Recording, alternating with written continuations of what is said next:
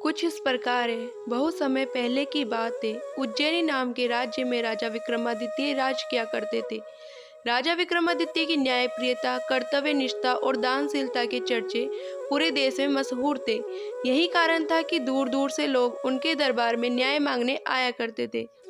राजा हर दिन अपने दरबार में लोगों की तकलीफों को सुनते और उनका निवारण किया करते थे।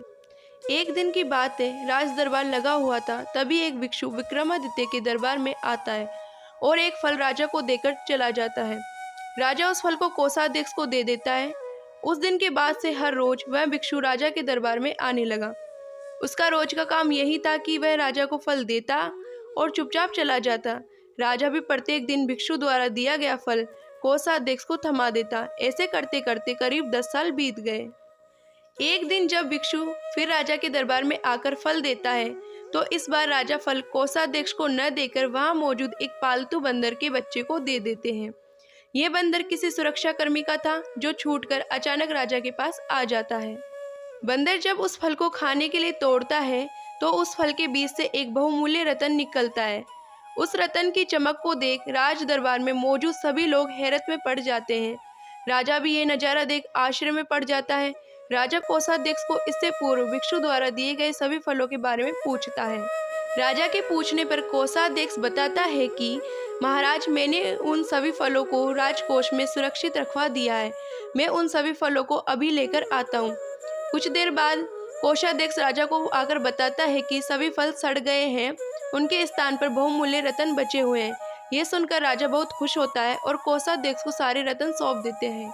अगली बार जब भिक्षु फल लेकर दोबारा विक्रमादित्य के दरबार में पहुंचता है, तो राजा कहते हैं, भिक्षु, मैं आपका फल तब तक ग्रहण नहीं करूंगा जब तक आप यह नहीं बताते कि हर दिन आप इतनी बहुमूल्य भेंट मुझे क्यों अर्पित करते हैं। राजा की यह बात सुन भिक्षु उन्हें एकांत स्थान पर चलने को कहता है। एकांत में ले जाकर भिक्षु राजा को बताता है कि मुझे मंत्र साधना करनी है और उस साधना के लिए मुझे एक वीर पुरुष की जरूरत है। चूंकि मुझे तुमसे वीर दूसरा कोई नहीं मिल सकता, इसलिए बहुमूल्य उपहार तुम्हें दे जाता हूँ। भिक्षु की बात सुन राजा विक्रमादित्य उसकी सहायता करने का वचन देते हैं। तब भिक्षु राजा को बताता है कि अगली अमावस्या की रात को उसे पास के शमशान में आना होगा, जहाँ वह मंत्र साधना की तैयारी करेगा। इतना कहकर भिक्षु वहाँ से चला जाता है। अमावस्या का दिन आते ही राजा को भिक्षु की बात याद आती है और वह वचन के अनुसार शमशान पहुँच जाते हैं। राजा को देख भिक्षु बहुत प्रसन्न होता है। भिक्षु कहता है, हे राजन, तुम यहाँ आए, मैं बहुत खुश हुआ कि तुम्हें तुम्हारा वचन याद रहा। अब यहाँ से पूर्व की दिशा में जाओ। वहाँ एक महाशमशान मिलेगा। उस महाशमशान में एक शीशम का विशाल वृक्ष है। उस वृक्ष पर एक मुर्दा लटका हुआ है। उस मुर्दे को तुम्हें मेरे पास लेकर आना है। भिक्षु की बात सुनकर राजा सीधे उस मुर्दे को लाने चल देता है। महाशमशान में पहुंचने के बाद राजा को एक विशाल शीशम के पेड़ पर एक मुर्दा लटका हुआ दिखाई देता है। राजा अपनी तलवार खींचता है और पेड़ से बंधी डोर को काट देता है। डोर काटते ही मुर्दा जमीन पर आ गिरता है और जोर से चीखने की आवाज आती है। दर्द भरी चीख सुन राजा को लगता है कि शायद ये मुर्दा नहीं बल्कि कोई जिंदा इंसान है। थोड़ी देर बाद जब मुर्दा तेजी से हंसने लगता है और फिर से पेड़ पर जाकर लटक जाता है, तो विक्रम समझ जाता है कि इस मुर्दे पर बेताल चढ़ा है। काफी कोशिश के बाद विक्रम बेताल को पेड़ से उतार अपने कंधे पर टांग लेते हैं। इस पर बेताल विक्रम से कहता है, विक्रम, मैं तेरे साहस को मान गया। तू बड़ा ही पराक्रमी है।